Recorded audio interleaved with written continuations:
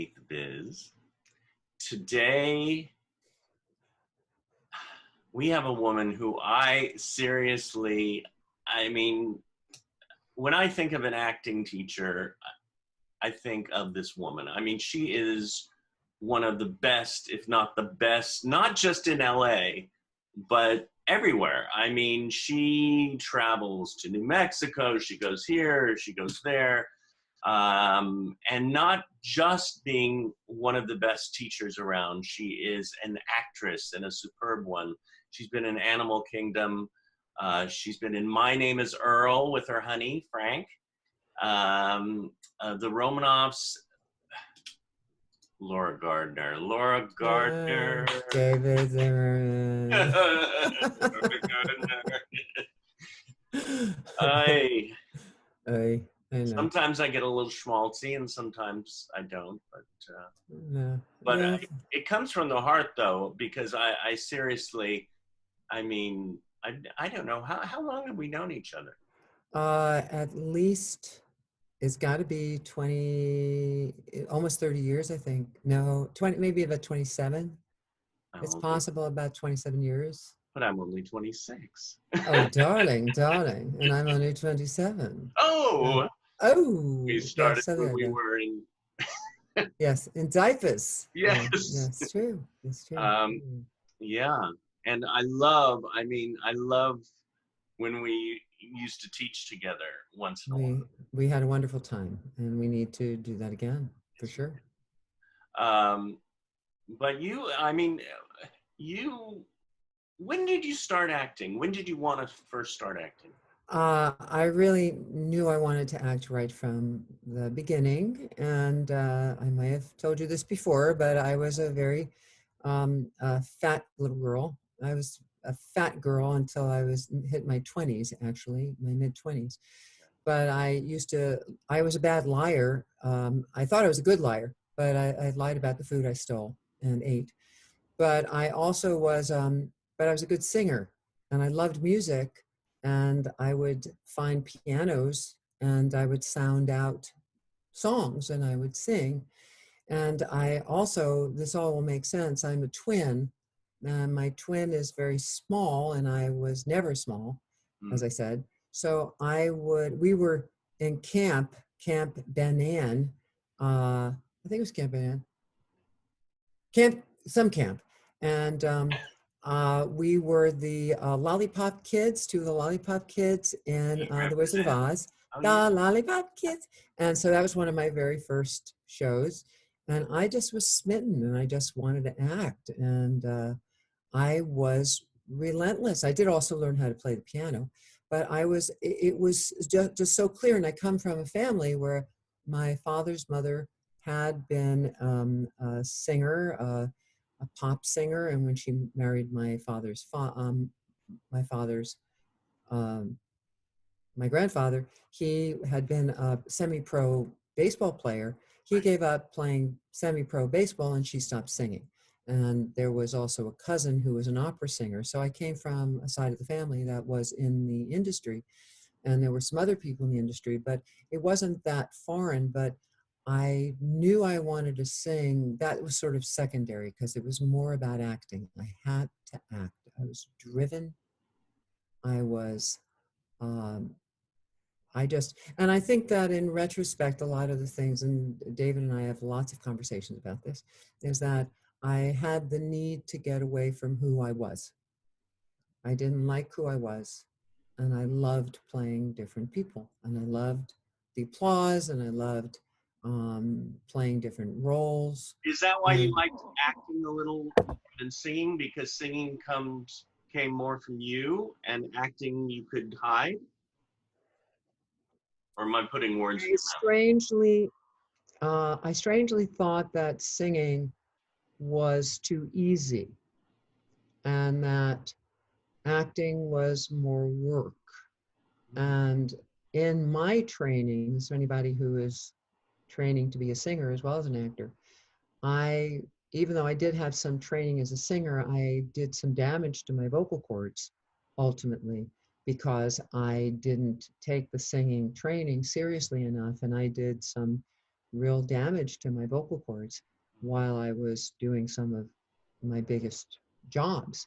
Mm. So, and I did, and I still was able, thank God, to do some big musicals in spite of that. And so I never take for granted the gifts that were given. And Hmm. so I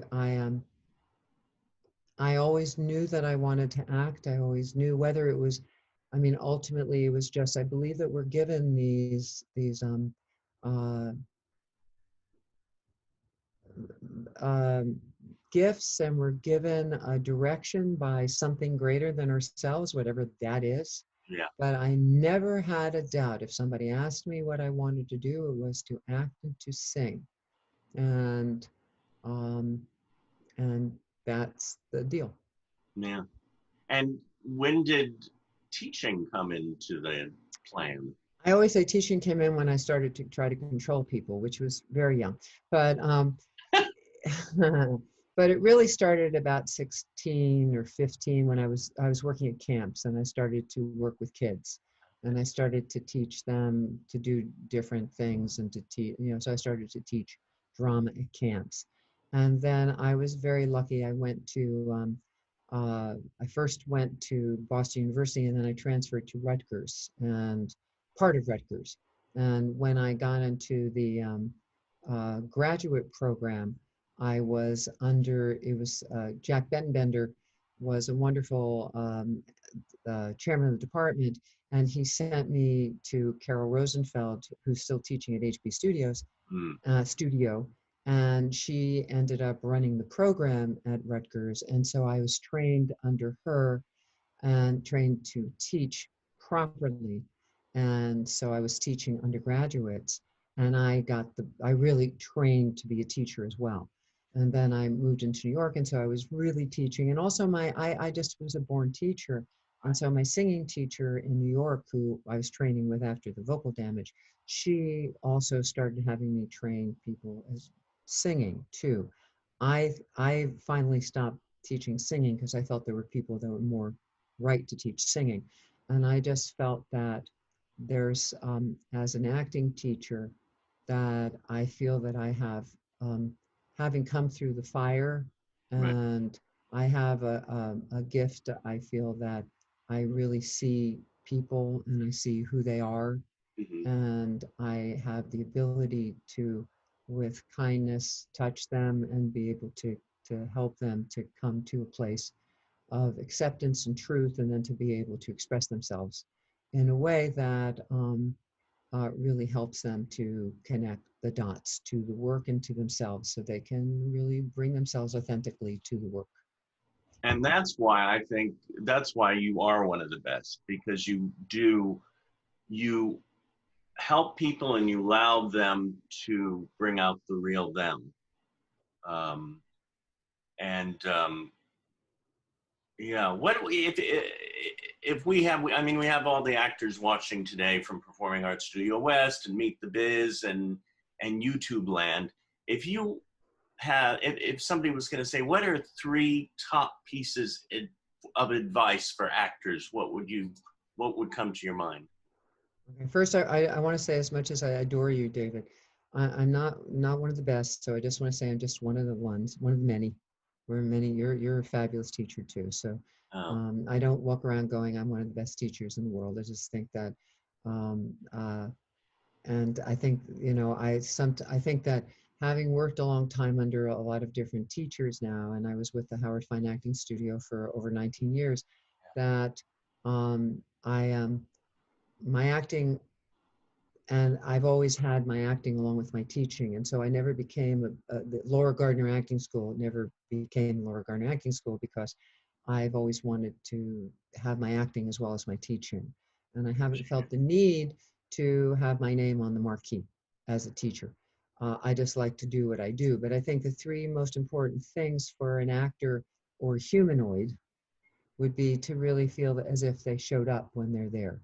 yeah. As you show up when you're at the audition, when you're doing the work, that you feel as though you have fully committed, and brought, that you're able to feel as though you absolutely can accept that you've explored and enjoyed the ride, Mm. that you can let it go when you walk out instead of beating yourself up. I mean, there's so many top three. Mm. Um, We don't have to stick to three. yeah, I don't. What was the question? What if you had advice to give to actors? What would they be? Well, first, I think everybody needs to train. I think you need to take this seriously. That there are all those people out there that think that they are owed a living for whatever. That I can do that. That I think training is of utmost importance. I'm back in class. I'm really thrilled to be. I mean, I've always been working with a terrific coach, Scott Harland, for my singing, and he's also an acting coach. He's fabulous. Mm. And I've done some work with Carol periodically, Carol Rosenfeld. But Well, I I also, and plus Uta Hagen. well, Uta Hagen was my teacher a gazillion years ago, but she's been gone for a long time. But I wasn't in an acting class for a long time. But now I've been taking a class with Austin Pendleton again in New York, which has just been a riot on Zoom. And I did a show with him and almost 30 years, 40 years ago, you know? And so I leapt into a Zoom class with him, and it's just been extraordinary. And when Frank Collison is my husband, and we've been going to Alaska for the last 13 years to a theater conference, playwrights conference. And while I'm there, I usually do some workshops. Not only do I teach there, but I take some classes there. And I was lucky enough to do a workshop with Marshall Mason and Danny Irvine from Circle Rep, which Austin had also worked with. And so right now we're doing a Lanford Wilson scene study class, which is on Zoom, which is just phenomenal. And I'll be doing a class with Jessica Hecht, who has won a lot of awards and is a wonderful actress. So to be able to continue studying no matter what right now at my age, because I just know that I don't have all the answers, and that for a teacher needs to keep training. An actor needs to keep training. I'm constantly busy. I mean, this whole pandemic thing is just horrifying. And during this time, I'm working on a webisode. I'm very grateful. Working on a webisode. I'm getting ready to do a Shakespeare thing. That is, I can't say anything about it, but because it's being announced tomorrow. But you can go onto my timeline, befriend me, or go onto Laura Gardner at the real Laura Gardner Instagram. I can announce it tomorrow. I'll be doing a Shakespeare thing. I can't say exactly what it is, but I'm doing that. I am doing a fabulous project called Marilyn, Mom, and Me, where I'm playing Eileen Heckert to Luke Yankee, Eileen's son, about Marilyn Monroe and Eileen, her relationship with Marilyn Monroe and her relationship with Luke Yankee. And so to me, working all the time is one of the greatest things that I can do. And if I don't have a job acting, then I make sure that I'm involved with other people who are creative and are working on something. And I don't wait for my agent or my manager. And if I don't have an agent or a manager, I get involved with a theater company, or I get involved with some other people. So in New York, you can walk down the street. I'm a New Yorker, strange enough. But in LA, if you don't have that, you get on the phone to other people, you find other people. And certainly with this pandemic, you get on the phone and call people you know and say, hey, let's do a Zoom reading. Mm. Let's see what classes we can take. And I've been teaching 2 classes for clients at Gail Williamson's clients at KMR. And then I have a Tuesday night class that I've been teaching for my regular students. So I just feel this is when there's nothing happening, it's up to the actor, it's up to the artist to make something happen. So we're not sitting going, oh, me, there's nothing going on. Why isn't my agent do anything? I'm so depressed. Mm. Because an artist does not have to be sitting around going, there's nothing going on, or right. do something. Or the other part is do something for someone else, because the other part of it is I believe actors and artists are just like addicts. We have this thing where we should be a star or we're a horrible human being. And so one of the best things that we can do is to make sure that we're doing something for other people to really support our self-esteem. What can we do? And I think part of our job as actors is to tell the story and to really feel as though we're part of mankind, that we're really part of the solution of making it a better world. That's a lot I just said. Blah, blah, blah. But No, I believe it. it's everything you said was like, that's the thing about whether taking your class or sitting with you with, for coffee. I learned so much from you. And what you said there as well is you are continuing to learn yourself. So everybody goes out there, they take the classes, they can teach, they can, but that's what you do. You teach, you act, you still sing. You said you still take your singing class. I was thinking when you mentioned that too, I so picture you in master class. Have you thought of Yeah. that? Yeah, I haven't. I would like to do that. I have not done that. But Oh I my would like God, to do you would blow the socks off that character. that. Yeah. Well, thank you, David. Yeah. There's many things I'd like to do. Yeah. Well, You'll what? see me do Eileen Heckert. Uh, I look forward to that. That will be live streamed. David will let you know when it'll be. Starting May 7th. There'll be 4 performances. It will be a benefit for the Actors Fund, and there will be 4 live stream performances. David will let you know where and when. Definitely. Will it be posted on your website as well? Yes, it certainly will. Okay. All right. We'll post the website. Yes. It's lauragardner.org. lauragardner.org. It's org because some person who sells flowers took the com, and that's what my webmaster did. Okay, I'm sorry. No, sorry. Yeah. What is your biggest dream? World peace, a different president. Um, um, that a dream for the world. Um,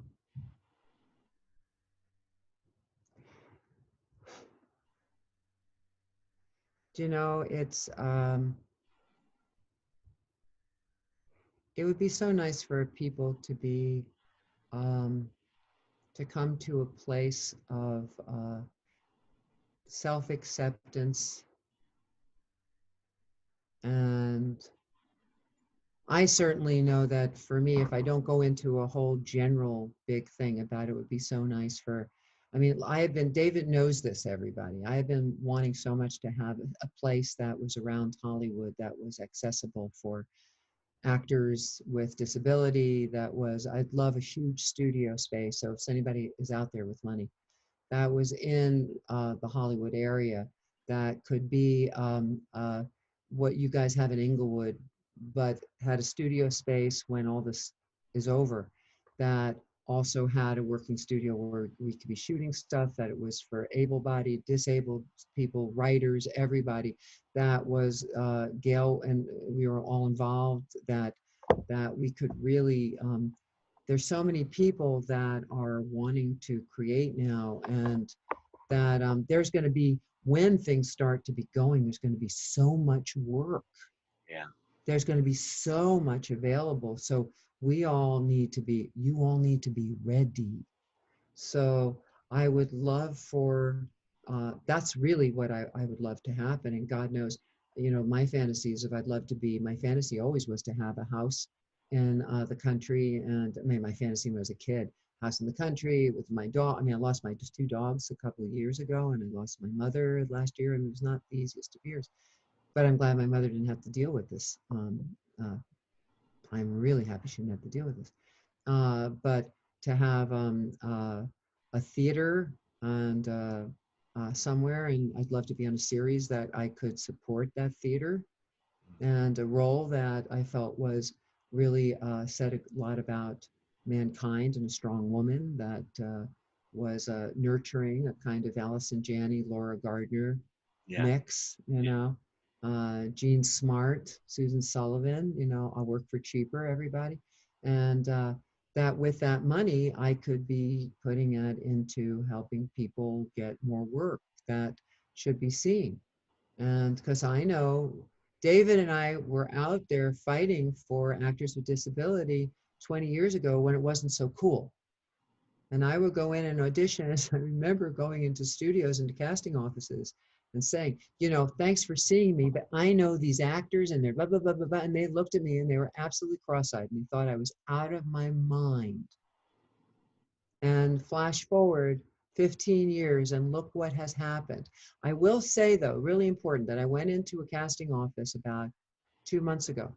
Mm-hmm. And I mentioned this to the woman, and the first thing was, you tell those actors with disability that they got to get their self-taping skills up because they're all shooting far away and we can't see their faces. Mm-hmm. So you tell those people.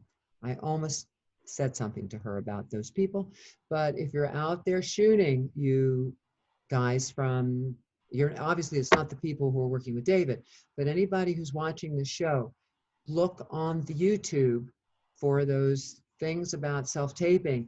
Get your camera, your iPhone, so it's this way, it's not that way, this way, and get a cloth that's a little wider than the one I had behind me, and shoot that close. They want to see your faces.